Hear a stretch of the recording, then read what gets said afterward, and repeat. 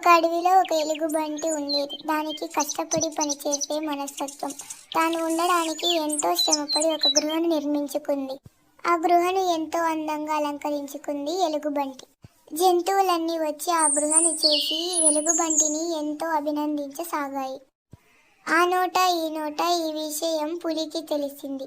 దానికి ఎంతో ఈర్ష్య కలిగింది. అంత అందమైన గుహ నా దగ్గర తప్ప మరొకరి దగ్గర ఉండడానికి వీల్లేదు అనుకొని వెంటనే ఆ గృహను వెతుక్కుంటూ బయలుదేరింది పులి.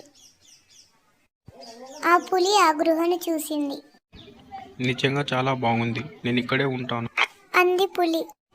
అక్కడున్న ఎలుగుబంటితో పులి, ఇక నుండి ఈ గుహ నాది.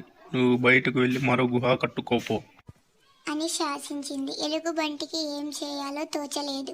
పాపం ఏడుస్తూ బాధతో వెళ్ళిపోసాగింది ఎలుగుబంటి. దానికి దారిలో ఒక నక్క ఎదురైంది. జరిగిన విషయం విని నక్క ఎలుగుబంటితో ఇలా అనింది. బాధపడకు మిత్రమా, నేను చెప్పినట్టు చెయ్యి అంటూ ఒక ఉపాయం చెప్పింది నక్క. మర్నాడు ఒక సంచి తీసుకుని పులి దగ్గరకు వెళ్ళింది.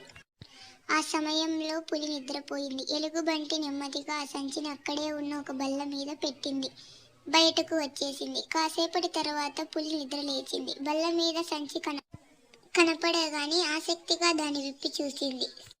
సంచిని విప్పి చూడగానే కొన్ని తేళ్లు బయటకు పడ్డాయి. ఇంతసేపు సంచిలో బంధించడం వలన అవి చాలా కోపంగా ఉన్నాయి. ఒక్కసారిగా అవి పులి మీదకు దాడి చేశాయి. వాటిని తప్పించుకోవడానికి పులి గృహ నుండి బయటకు పరిగెత్తింది. తేళ్లు దాన్ని వదలకుండా వెంటబడి మరీ కుట్టసాగాయి. తేళ్లు పులిని చాలా దూరం తరిమాయి. పులి ఎలాగోలా వాటి బారి నుండి తప్పించుకుంది. ఆ సంఘటనతో భయపడ్డ పులి మళ్ళీ ఎలుగుబంటి గృహ పేరెత్తలేదు. పులి పీర వేగడంతో ఎలుగుబంటి తిరిగి తన గృహలో ఆనందంగా ఉండసాగింది.